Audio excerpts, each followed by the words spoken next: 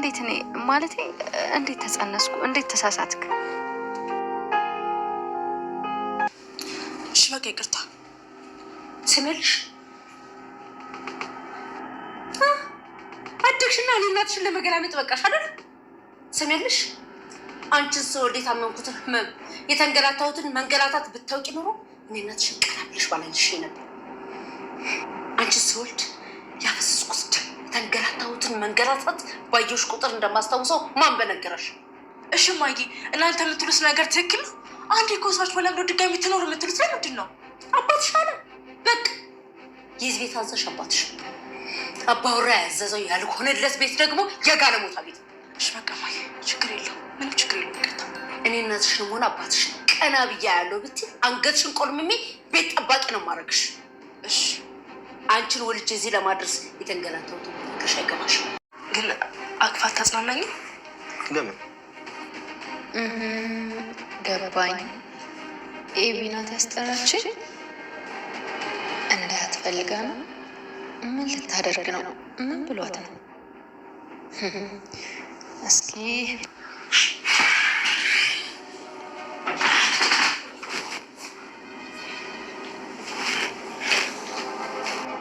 በቃ ኤቢ። አመሰግናለሁ ናታን። አረበሽኳችሁ?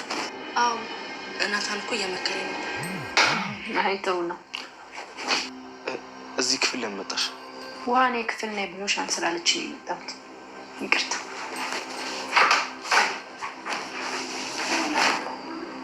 ኤቢ በቃ ውጪ። ቅኝትን የሚያመናቅራት እንደዚህ የምትልቅ ሴት ነበር ባለፈው ስትስሜ ነበር። ቆይማ ከዚህ ክፍል ነው ማባራት። እሺ በቃ ኤቢ ውጪ። እሺ ናታን።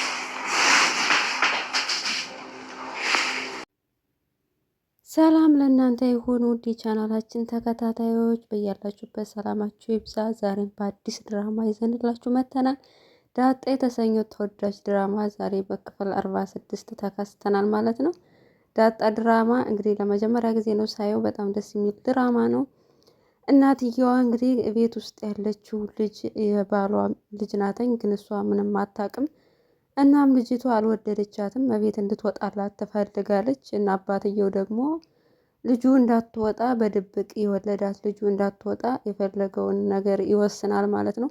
በዚህ ምክንያት ልጅቷ እናትየውን መታ እሷ ከዚህ ቤት መውጣት አለባት ብላ ስለወሰነች እናትየዋ ደግሞ በጭራሽ መውጣት የለባትም፣ ምክንያቱም አባትሽ ወስኗል፣ እሱ ያለው ደግሞ ሁሉ ነገር መፈጸም አለባት ትላታለች። እሷን በጣም ትናደዳለች ማለት ነው ኤቢ።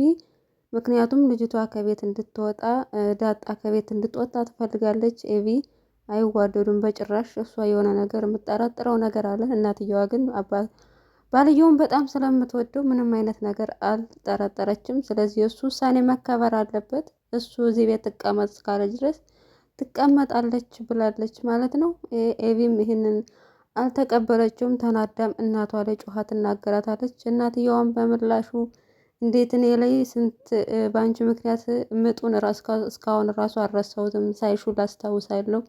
እንዴት እንደዛ ሁኝ የወለድኩሽ ልጄ ዛሬ አድገሽ እኔ ላይ ለመጮህ በቃሽ። ድጋሚ እናትና አባትሽ ላይ አፍሽን ስከፍሽ ስጮይ ባይሽ አንገትሽን ነው የምቆርጥልሽ ብላ ማስፈራሪያ ትሰጣታለች ማለት ነው። በዚህም ምክንያት እንግዲህ ፈርታ እሺ እሺ ብላ ትቀበላለች እናቷን ትዕዛዝ። አባትየው መኪና ውስጥ ሆኖ ከዳጣ ጋር እያወራ ነበረ እና እሷ ያው እናቷ እንዳልሆነች ታውቃለች ማለት ነው። ስለዚህም አባቷ እንደሆነ እሱ ስለምታውቅ እናቷ እንዴት እንደተወለደች በስህተት እንደተወለደች ሲነግራት እኔ የስህተት አይደለውም እያለች ነበር። ምክንያቱም ያው ሚስቱን ባገባ በ2 ዓመቱ ነው ማለት ነው ከዳጣ እናት ጋር ተዋውቆ የወለዳት። በዚህ ምክንያት እንግዲህ ዳጣ እናቷን አላገኘቻትም። እየኖረች ያለችው ከእንጀራ እናቷ ጋር ነው። በዚህ ምክንያት እናትየዋ ምንም አባቷ ስትችላትም ግን ከአባቷ ልጅ ጋር መስማማት አልቻለችም ማለት ነው። እና መኪና ውስጥ ሆነው ሲነጋገሩ ውሃ ትሰማቸዋለች። እሷ መታ ለኤቢ ትነግራታለች። መኪና ውስጥ ሆኖ አባዬ ዳጣን እያወራት ነው ስትል ምን እንዳወሩ ሰማሽ ወይ ስትላት ምንም የሰማችው ነገር የለም ማለት ነው። በዚህ ምክንያት ስለጠረጠረች ምን እንደሚያወራት ለምንድነው እሷን የሚያቀርባት ለምንድን ነው እዚህ ቤት ውስጥ እንዳትወጣ የሚፈልገው የሚለው ጥያቄ ጥርጣሬ ውስጥ ስላደረባት ኤቢ ማለት ነው እንግዲህ ጓደኛዋን ደውላ ካሜራ እንዲያመጣላትና ካሜራውን አባቷ መኪና ውስጥ ለመግጠም ነው ያሰበችው። እናም ፍቅረኛዋን ደውላ ካሜራ ገዝቶ የትም ቦታ መኪና ውስጥ የሚቀመጥ እንዲያመጣላት ነገረችው። እሱም በፍጥነት አመጣላት ስለሚወዳት። እሷ ግን ጭራሽ አሸማቃ ሰድባን የላከችው ማለት ነው ካሜራውን ከተቀበለች በኋላ። በሌላ በኩል እንግዲህ ዳጣና ናታን አብረው እንዲሆኑ አትፈልግም። በዚህ ምክንያት እንግዲህ ከናታን ክፍል ውስጥ ገብታ ከናቲ ክፍል ውስጥ ገብታ ለዳጣ እንድትመጣ ትዕዛዝ ትሰጣለች ማለት ነው። እናም እዛ ውስጥ ገብታ ለምንድን ነው እኔን ሰው የሚጠላኝ ሰው እኔን የማይወደኝ ለምንድን ነው እያለች አውቃ እንዲያዝንላት የሚያሳዝን ታሪክ ራሷን ንጹህ አድርጋ የሚያሳዝን ታሪክ ስትነግረው እሱም ያው በማዘንና ማን ነው እንደዚህ ያለሽ እንደዚህ ብለሽ አታስቢ፣ ደግሞ ማንኛውም ሰው ጠላሽ ወደደሽ አይግረምሽ፣ አንቺ ብቻ ለራስሽ ለሰው ክፉ ነገር አትመኝ፣ ለሰው ክፉ ነገር አታድርጌ፣ ከዛ በተረፈ ግን ምንም አለሽ ማንም አትስሚ ብሎ እየመከራት እያለ አመሰግናለሁ ብላ መጨረሻ ላይ ልታቅፈው ስትል እንግዲህ ዳጣ በሩ ጋር ሆና እየሰማች ነበር። ገና ስትሰማት ነው የጠረጠረችው። ስለዚህ የኤቪ ተንኮል እንደሆነ ስለገባተኝ ልክ ሲተቃቀፉ ውስጥ ገባች ማለት ነው። ውስጥ ስትገባ እሱ ደነገጠ። እሷ ግን አውቃለች እንደምትመጣ ታውቅ ነበር ኤቪ። በዛ ምክንያት አጉል ሰዓት መጣው እንዴ ስትላት አጉል ሰዓት መጣሽ ብላ ያው ውጭልኝ ብሎ እንግዲህ በቃ እኔ ልሄድላችሁ ብላ ወጣች። ናቲም በጣም ተናዶ ውጭልኝ ብሎ ከክላሱ አስወጣት ማለት ነው። ምክንያቱም መጀመሪያ አሳዝኖ ነበር፣ በኋላ ላይ ግን ተንኮሏ እንደሆነ ሲገባው በጣም ተናደደ። እናም ዳጣ ግቢ ውስጥ ቁጭ ብላ ነበረ።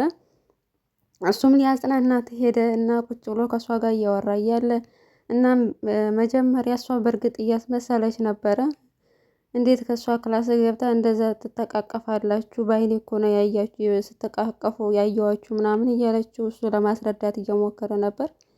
ነገር ግን ያውቃ እየቀለደች እንደሆነና የኤቪን ተንኮል እንደምታውቅ እሷ እንዳስጠራቻት እንደገባት ነው የነገረችው እና በጣም ደስ አለው። ነገር ግን ላይ ፎቅ ላይ ሆና እናትየው እያየች ነበር ማለት ነው። ሁለታቸውን ቁጭ ብሎ ሲያወሩ እያየች ነበር እና በጣም እንግዲህ እሷ ምንም እንዳትቀራረቢ ብላት ነበር። ነገር ግን ያው ምንም ያለችው ነገር የለም። ቁጭ ብለው አብረው እየተቃቀፉ ሲያወሩ ሰምታለች ማለት ነው። ኤቪን በስከ መጨረሻ እንግዲህ ሄዳ መኪናውን ከአባቷ ካሜራውን ከአባቷ መኪና ውስጥ ገጥመዋለች። እንግዲህ ሁለታቸውም ያለውን ምን እንደሚያወሩ ምን እየተካሄደ እንደሆነ ማወቅ ትፈልጋለች። ምክንያቱም እናቷን እንዴት እንደዚህ ጥግ ድረስ ተወደዋለች፣ እንዴት ታምነዋለች? በጣም ብዙ ጥርጣሬ ያለባት ኤቪ ማለት ነው።